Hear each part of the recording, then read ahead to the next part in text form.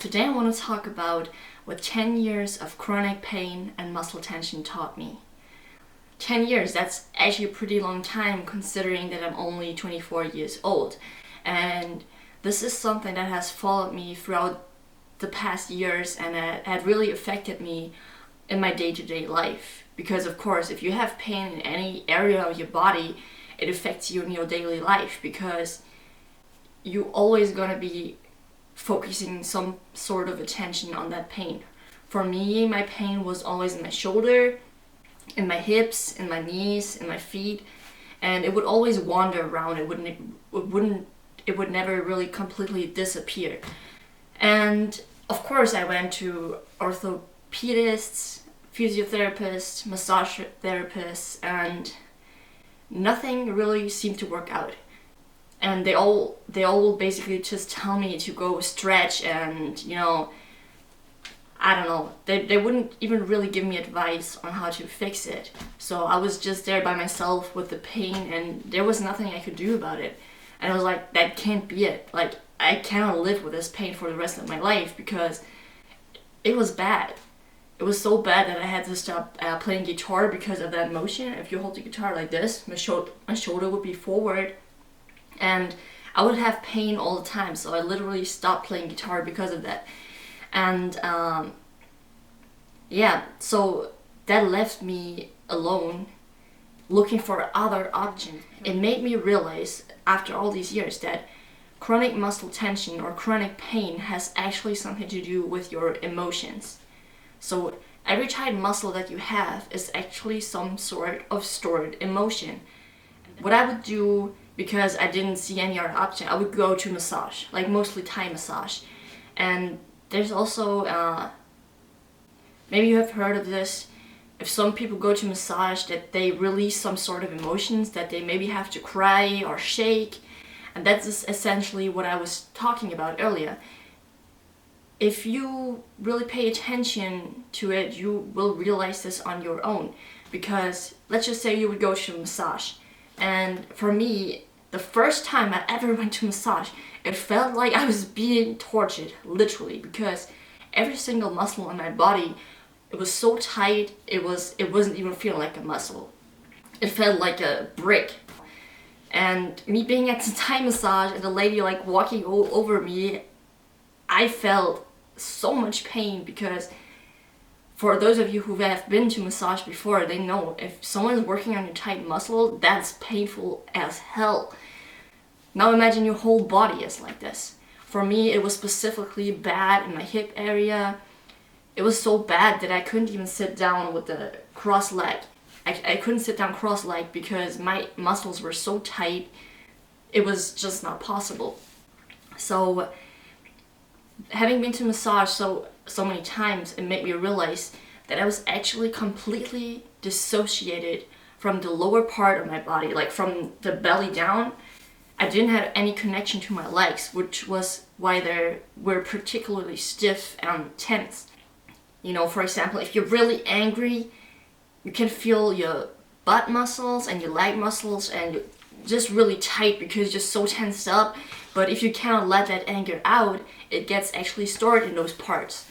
And having dissociated from my lower body, I didn't have any connection to my legs, to my feet. And it took me many, many years to realize that, whoa, this has actually happened. And the reason that happened to me is because I grew up in a household where I would never have any peace. Because my mother, she was severely depressed and she suffered from PTSD or complex PTSD. And that has actually been transferred to me because this has also something to do with you being in your mom's womb. Because there's such a thing as epigenetics, so that's diving too deep into biology. So what I basically wanted to say is complex trauma is actually the continuous experience of traumatizing events. And it's not just like as in PTSD where some people would go to war and then come back traumatized. It's over an extended period of time. For example, if you grow up like me in a household where you never felt safe and at peace, your whole nervous system is gonna be all over the place. Because essentially, you do not trust anyone, you don't even trust yourself. And that is directly reflected in your body. Because I never trusted anyone, not even myself. I was always tense. Okay, when is the next thing gonna happen? And it really affected me. Because it led to me having chronic pain for 10 years now and having chronic muscle tension. What trauma does, it activates your flight, fight, or freeze response. So essentially, stress hormones get put out in your body all the time. Cortisol levels are high and you're always ready to fight, even though there's no actual threat.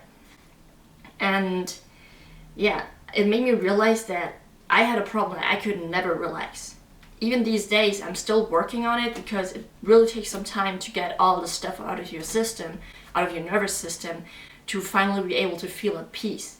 So if you just start working out, not working out, I'm not talking about like going to the gym. If you start working on yourself, starting out to work on yourself, you will realize that how much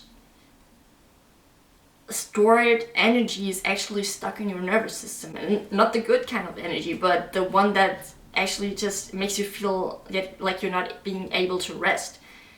If I have an overactive nervous system because of trauma and because I couldn't fully express myself when I was younger, I couldn't express my sadness, I couldn't express my anger properly, I was never taught how to deal with my emotions essentially, so oftentimes I just dissociated.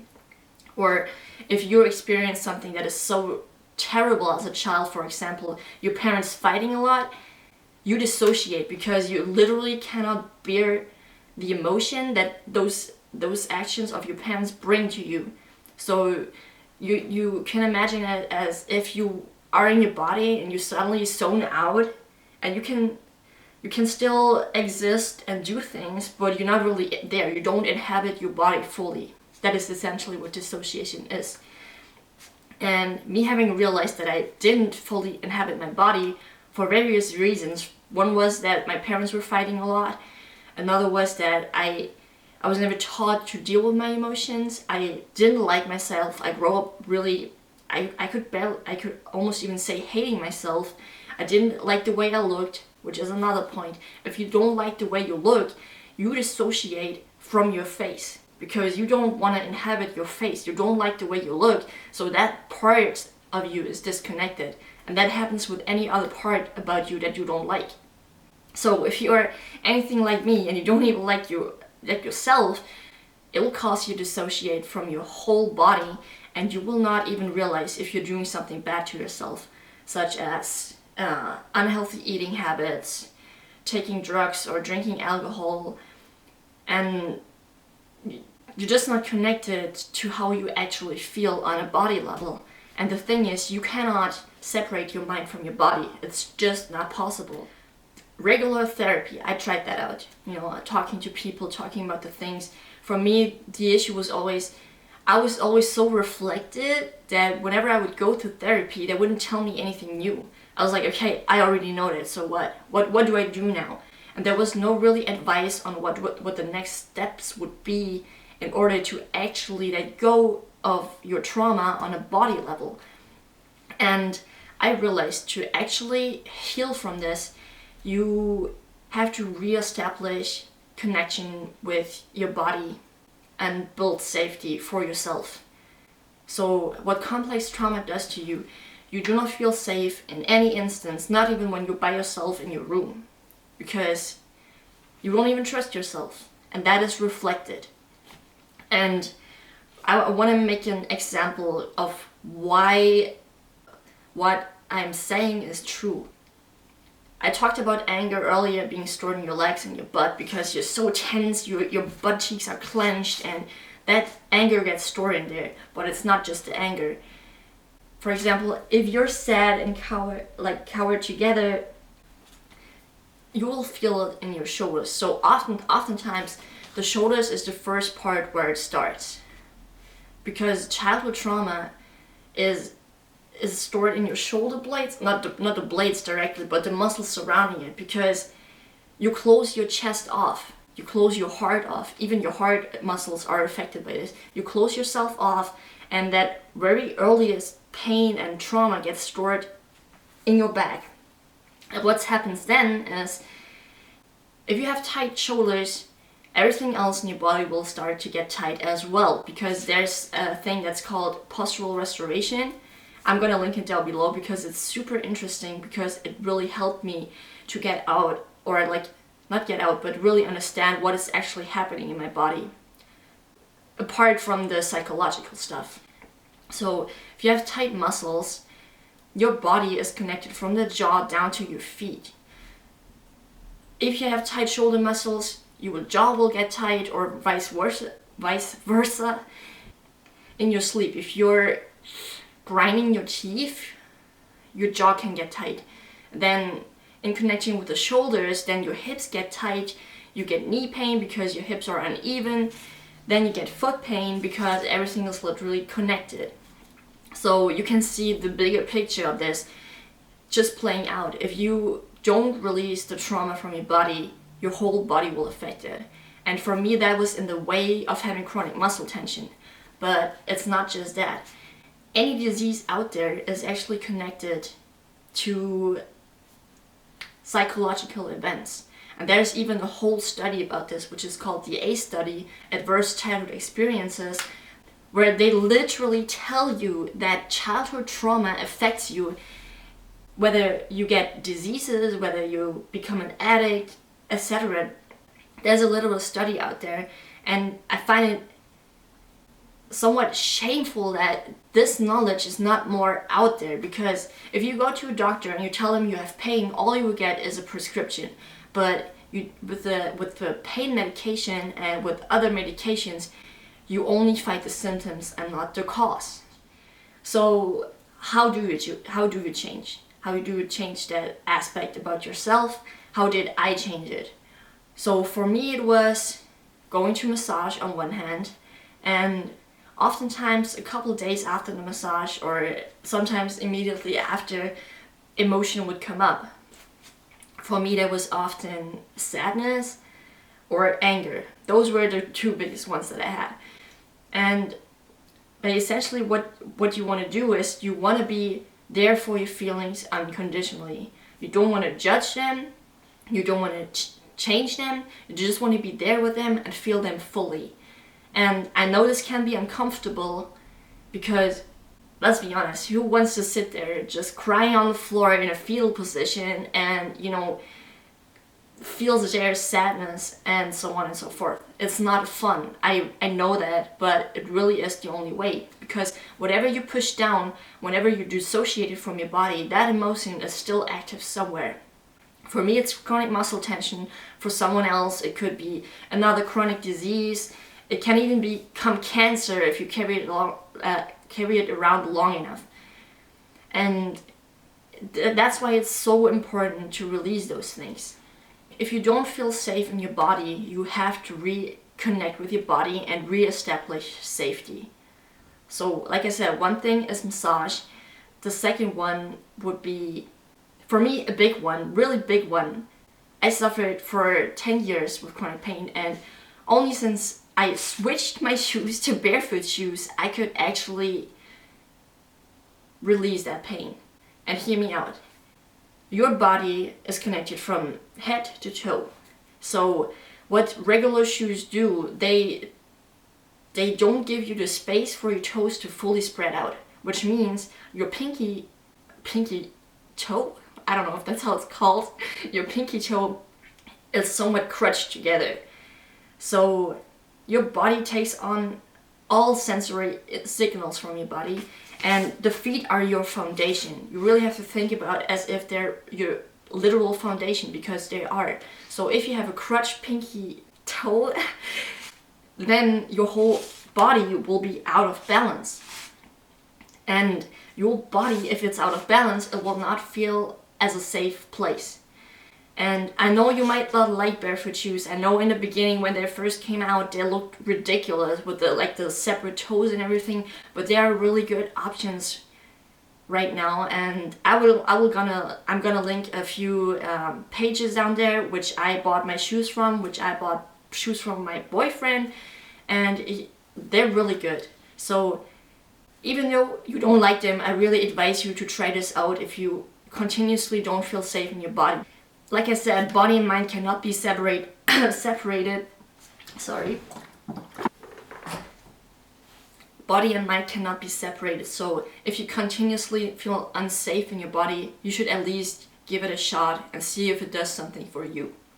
Next one is, like I said, you have an overactive nervous system. If you suffer from complex trauma, or a dysregulated nervous system if you suffer from depression, and so on and so forth.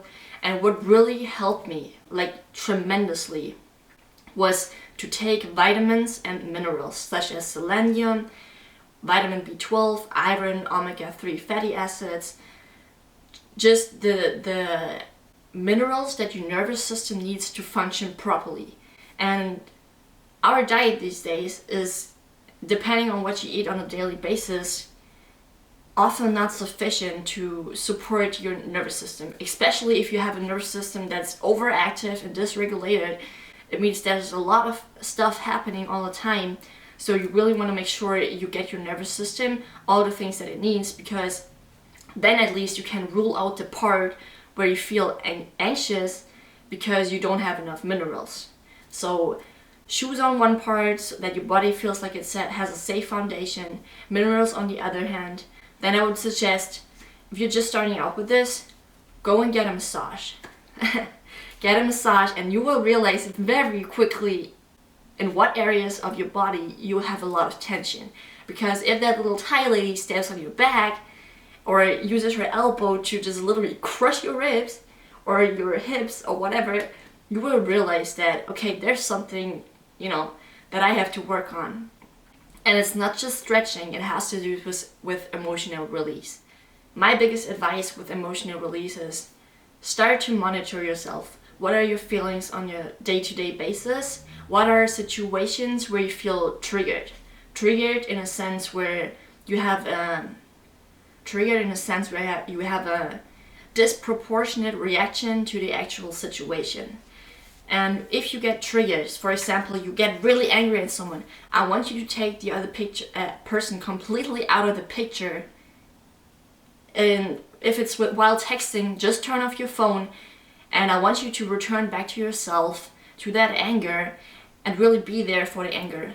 Why am I feeling this anger really? Is it because of the other person, which is, let's just say, 8% of the time, it has nothing to do with the other person. It has something to do with yourself, because the trigger is only the messenger, and that often we forget to look what's behind that message. So turn off your phone, or say, okay, you need a second, go into the next room, stay with your own feelings and be there for them unconditionally. And you will realize that this anger or sadness has something to do, which is likely connected from your childhood. So by not yelling at that person because you're angry, but by going into the next room, you cut off the circuit. You don't perpetuate a pattern that you had, but you redirect the energy back to yourself. And that is essentially what emotional release is. Not directing the energy at someone else, but directing it back to you and feeling your feelings fully. That is essentially what emotional release really is. You don't want to get rid of something, but you want to be there for your feelings unconditionally. My next advice would be taking actual action to make yourself feel more safe in your body. And for me, I started doing Brazilian Jiu-Jitsu almost 1.5 years ago now, and I have to say it's the best thing I ever did, because there's no other sport out there where you're so close to someone else. And it might not be for everyone, but I would suggest go at least try it, because it is a gift for many reasons. Because let's just say you're getting choked out. That is something that feels really uncomfortable, and you're gonna have to deal with that when you do the sport.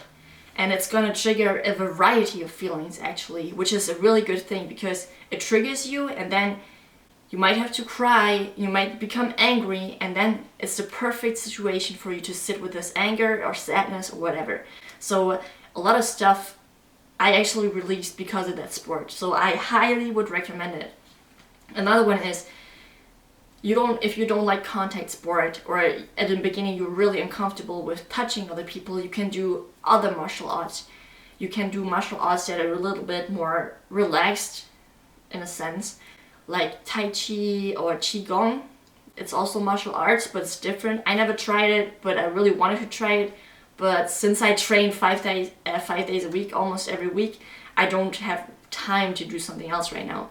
So I'm sticking with Brazilian Jiu-Jitsu right now. But for you, go ahead and see if there's any martial art out there that you like. Because what it does, it brings the power back to you. It actually enables your body to be stronger. And if you make your body stronger, you will feel it on a mental level. Another one would be calisthenics, which I also did for a couple months, and I really loved it. I've never been that strong before. I mean, right now I am because I do jiu-jitsu, but those two really connect well together. Because what calisthenics does is you use your own body weight and to do the exercises. Essentially what it translates to is you have more power to actually carry your body in your day-to-day life. Because you use your own body weight, which translates to you being able to carry yourself better.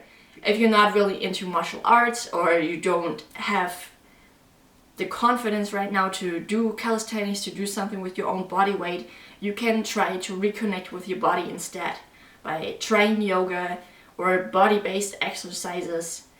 Or, I mean, calisthenics can also be for beginners. You can look online, there are a lot of videos out there who are also really beginner friendly. So just do something with your body, something where you have to be self-centered. And I want you to do something only for yourself, because only you can re-establish the connection to yourself. That's why I recommended those sports. Of course, I'm not saying don't go out and do team sports. It's great too, because you connect with other people. But in addition to that, also do something only for yourself. And that's not selfish. I always thought doing something only for yourself was selfish, but it's time to change that perspective, because doing something for yourself is actually not selfish. It's the best thing that you can ever do. Because if you're rooted in yourself, you have a completely different energy that you carry into the world, and people will start to notice that something about you has changed for the better. And at first it's gonna feel uncomfortable, that's fine. There's gonna be a period where it's gonna feel more uncomfortable than before, but it will get better. I promise you, it will get better. So yeah, there's a lot of content in this video. I'm super proud. I made it more structured this time. And yeah, I'm gonna make other videos regarding that topic, complex trauma, because it really connects to feeling I'm not good enough, the topic from my last video. And yeah, if you like this video, please give it a thumbs up, like, share and subscribe. It would help out my channel a lot, because I want as many people as possible to see this video and to see this content, because I think it would be super helpful on your journey forward, on your journey to become a better version of you and just to feel more safe in your body. So see you in the next video. Bye!